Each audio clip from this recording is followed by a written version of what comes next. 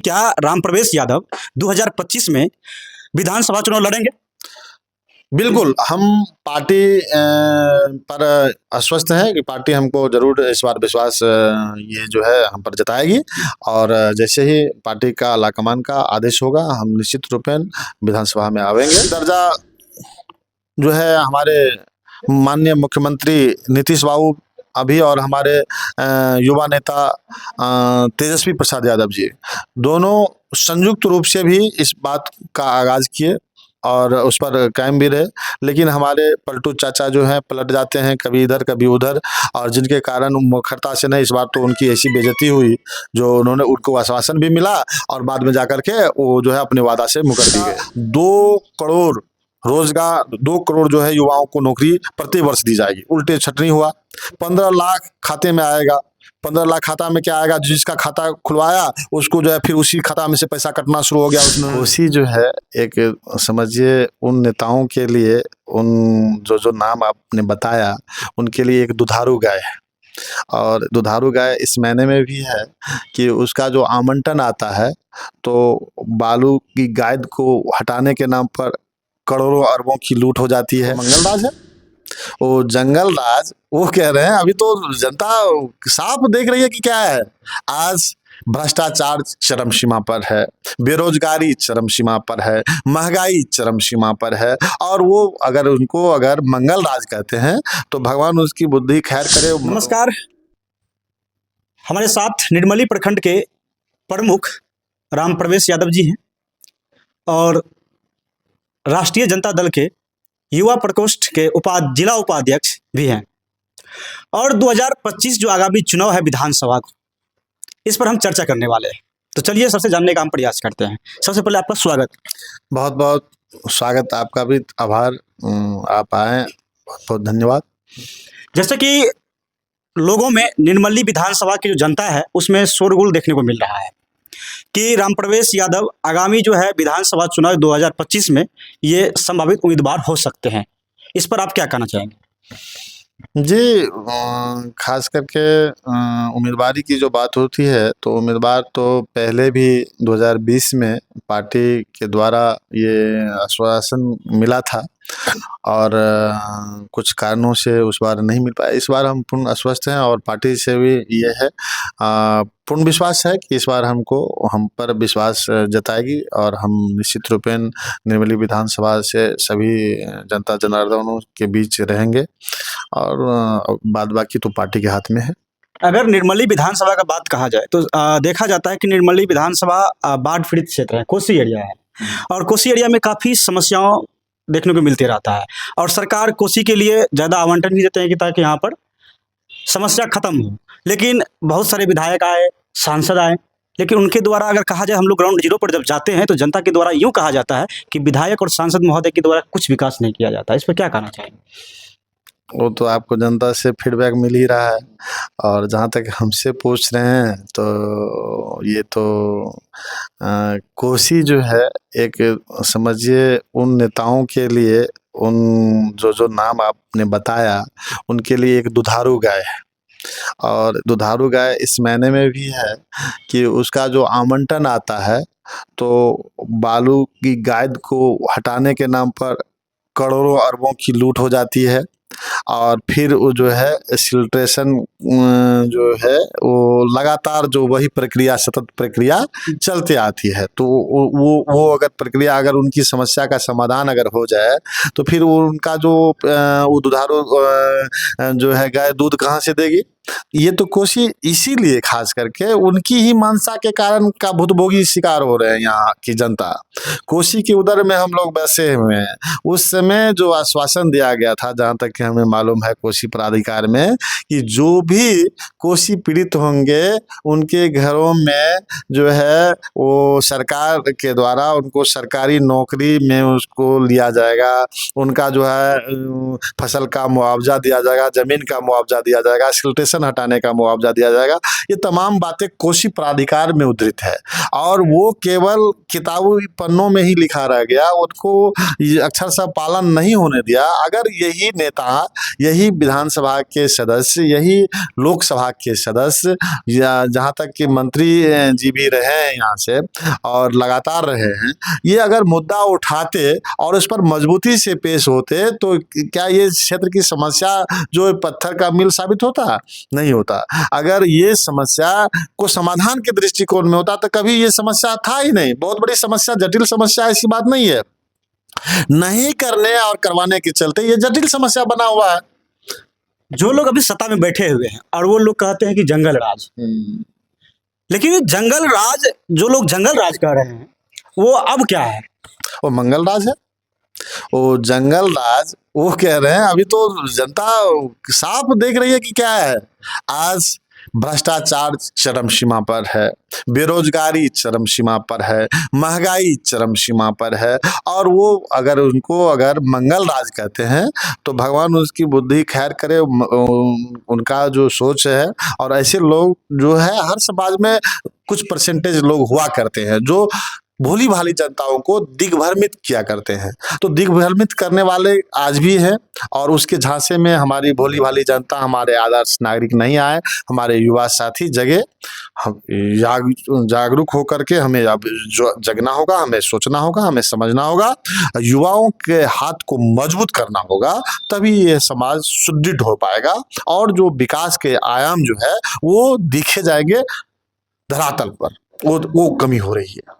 अगर देखा जाए तो ये कोसी इलाका है, और जैसे हर बार बाढ़ के समय जब आती है तो डिघिया बांध, जहाँ पर बाढ़ के समय में ज़्यादा समस्या हो जाती है, जबकि वहाँ पे टूटने के योग्य रहती है, और वहाँ पर सरकार उसके लिए खर्च भी देती है। लेकिन वहाँ पर क्या ऐसा सुविधा किया जाए कि वहाँ पे बचा जा सकता है बाढ़ से? देखिए, वहाँ कोसी का जो गाइड बांध है, जो पहले भी 2 साल पूर्व जो है 2021 में 2021 शायद अगस्त सितंबर की बात है, जो टूटा हुआ था, जिसमें बहुत क्षति हुई, करोड़ों की लागत से फिर उसको बांधा गया। हम लोग दिन रात एक कर दिए थे, उसी जगह पर सोते बैठते, और जहाँ तक कि बिहार के जो सबसे कोसी प्राधिकार के जो चीफ हैं, चीफ को भी यहाँ रहना पड़ा था। हम लोग ऐसा मोमेंट क्रिएट किए हुए थे कि क्योंकि हम लोग को आशंका थी कि अगर कोसी का मुख्य धारा इधर अगर मूव कर जाता है तो सभी जो यहाँ की क्षेत्रवासी, निर्मली प्रखंड खास करके विलीन हो जाता। तो इसी आशंका से हम लोग उस पर पूरा मुस्तैद रहे, जिसके कारण जो बांध बना भी गया, और वो अभी भी बहुत क्षतिग्रस्त है, बहुत संकीर्ण है। उसको ऊंचा करने की आवश्यकता है, चौड़ा करने की आवश्यकता है, और पूर्वी तटबंध अभी जिस तरह से वो भाग जो है सुदृढ़ है, और यहाँ जो है पश्चिमी तटबंध को अभी भी इसी भगवान भरोसे ही छोड़ा गया है। तो ये करने की आवश्यकता है। लेकिन सर, जो लोग जंगल राज का नारा देते हैं वो लोग को अभी उनका केंद्र में भी सरकार है और वर्तमान में बिहार में भी सरकार है गठबंधन की, लेकिन वो लोग को ये दिखाई नहीं देता है। देखिए, दिखाई कैसे देगा? चश्मा उतार के देखेगा तब तो देखेगा। वो डबल इंजन की सरकार है, वो डबल इंजन की सरकार तो है, लेकिन वो इंजन जो है डबल इंजन में भीतर जो है उसका जो लाइनर पिस्टन होता है वो सब सीज किया हुआ है, उसके पास वो ये नहीं है। लेकिन वो डबल इंजन दिखा करके अपना जो है जो मुख्य धारा है जिस पर कार्य होना चाहिए था वो उस पर फोकस नहीं हो रहा है। वो उनकी नहीं है। वो अभी डबल इंजन की सरकार अंबानी अडानी को जो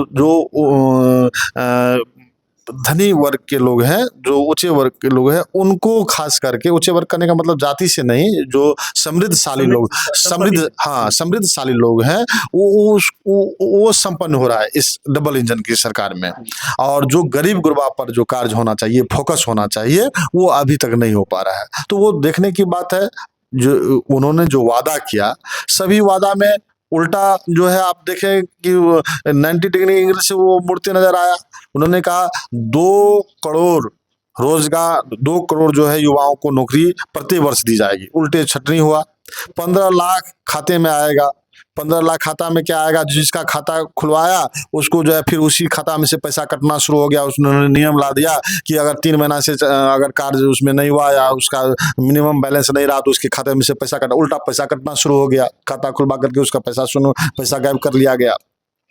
उन्होंने कहा कि भ्रष्टाचार मुक्त होगा, भ्रष्टाचारियों को पकड़ के लाया जाएगा। जितना भ्रष्टाचारी है सब पैसा लेकर के फरार हो गया, उसको क्या पकड़ के लाया, अभी तक तो कोई इस पर ये हुआ नहीं। तो मूलतः स्मृति ईरानी जी मंत्री, तत्कालीन मंत्री जो है वो, उन्होंने जो है पूर्ण आंदोलन किए हुए थे महंगाई के विरुद्ध। अब वो महंगाई जो है चरम सीमा, जो गैस 350 कांग्रेस के समय में मिलता था, अब जो है 1200 रुपये में, 1100 रुपये में मान के चलिए 3 गुना जो है महंगाई बढ़ गई। तो ये तमाम मुद्दा जो गरीब से जुड़ा हुआ है सब में विफल रहा। उल्टा जो है ऐसे ऐसे कानून ऐसे जो पास किया जा रहा है जो संविधान के विरुद्ध है, और संविधान को अगर उनकी बस चले तो संविधान को बदलते। संविधान भीमराव अम्बेडकर की जो संविधान है उस पर चोट करने की कोशिश की जा रही है। ऐसे इस बार जो है 400 पार का नारा लगाया था, उनको अब दिमाग ठिकाना पे आ गया है और उनका जो मनमानी है उस पर जो डिस्क ब्रेक लगा है। और डिस्क ब्रेक से नहीं, क्योंकि वो ऐसा माया फैला दिए थे पूरे देश में, आज जाकर के वहां तक रुका है। नहीं तो उसको सत्ता से उतरना चाहिए था। और ठीक है, उसका सने सने प्रयास है, युवा जग रहे हैं, किसान जग रहे हैं, और जिस दिन पूर्णतः जागृत होगा तो उसको गद्दी से उतार फेंकेगा। जहाँ तक बात है कि विशेष राज्य की दर्जा पक्ष और विपक्ष दोनों के द्वारा मांग किया जाए लगातार, लेकिन बिहार का क्या विशेष राज्य का दर्जा मिलेगा? विशेष राज्य की दर्जा ये आईना दिखा करके लोगों को ठगना चाहता है। और विशेष राज्य की दर्जा जो है हमारे माननीय मुख्यमंत्री नीतीश बाबू अभी, और हमारे युवा नेता तेजस्वी प्रसाद यादव जी, दोनों संयुक्त रूप से भी इस बात का आगाज किए और उस पर कायम भी रहे।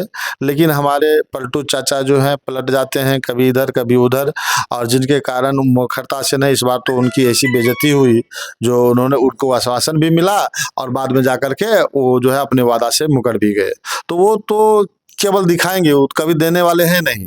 विशेष राज्य की दर्जा दरअसल में बिहार को मिलनी चाहिए, क्योंकि जिस समय विभाजन हुआ था उस समय भी बिहार की स्थिति जो है बहुत ही दयनीय रही है, और उसको पटल पे लाने के लिए विशेष पैकेज की घोषणा की गई थी। तो विशेष पैकेज की घोषणा हुई, वो भी पैसा नहीं मिला।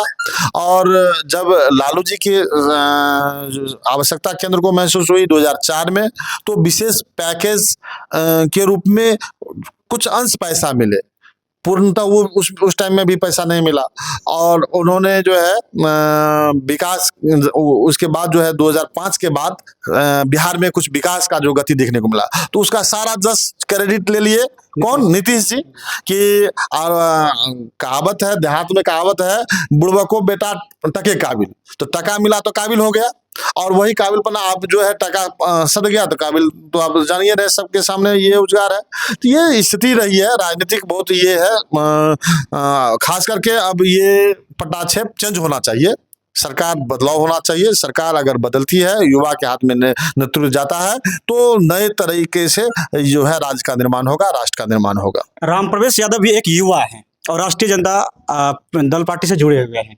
क्या जनता जानना चाहती है कि क्या रामप्रवेश यादव 2025 में विधानसभा चुनाव लड़ेंगे? बिल्कुल, हम पार्टी पर आश्वस्त हैं कि पार्टी हमको जरूर इस बार विश्वास ये जो है हम पर जताएगी, और जैसे ही पार्टी का आलाकमान का आदेश होगा हम निश्चित रूप में विधानसभा में आवेंगे। और मुझे कहीं से कोई संशय नहीं है, जिस तरह से हमारी बात होती रहती है आलाकमान से भी, तो हम लोग आश्वस्त हैं कि हम आवेंगे। और निर्मली विधानसभा के तमाम जो हमारे जनता जनार्दन है, मतदाता मालिक है, युवा साथी हैं, सभी से एक एक करके मिलेंगे और अपनी बात मजबूती से रखेंगे, उनकी दुख दर्द को भी अपने दिलों में संयोग के रखेंगे। मौका मिलेगा तो निश्चित रूप से सदन में उसको उड़ेल देंगे और मजबूती के साथ अपनी बात पर खड़े होकर के सरकार को विवश करेंगे। अपनी मांग को पूरा करने के लिए, अपने क्षेत्र को के विकास के लिए पूरे दम खम से हम लोग आवाज उठाएंगे अगर मौका मिला तो ये थे हमारे साथ रामप्रवेश यादव जी, और इनका कहना है साफ तौर पे कि 2025 में अगर पार्टी हमको मौका देती है तो निर्मली विधानसभा से हम जरूर चुनाव लड़ेंगे। और युवा के लिए, अपने जनता मालिक के लिए, जिस तरह से अभी हम प्रखंड प्रमुख हैं और मेरी धर्म पत्नी सुनीता देवी जिला पार्षद है, जिस तरह से अभी हम लोग समाज की सेवा कर रहे हैं, अगर हमें मौका मिला, अगर हमें विधानसभा जाने का मौका मिला तो इससे भी बेहतर तरीके से हम सदन में गरजेंगे और आवाज़ उठाएंगे। बाद बाकी आप प्रखंड प्रमुख राम प्रवेश यादव जी के बारे में क्या कहना है आप लोगों का, कमेंट बॉक्स में अपना राय जरूर दें। मिलेंगे किसी नेक्स्ट वीडियो के साथ, तब तक के लिए जय हिंद जय भारत।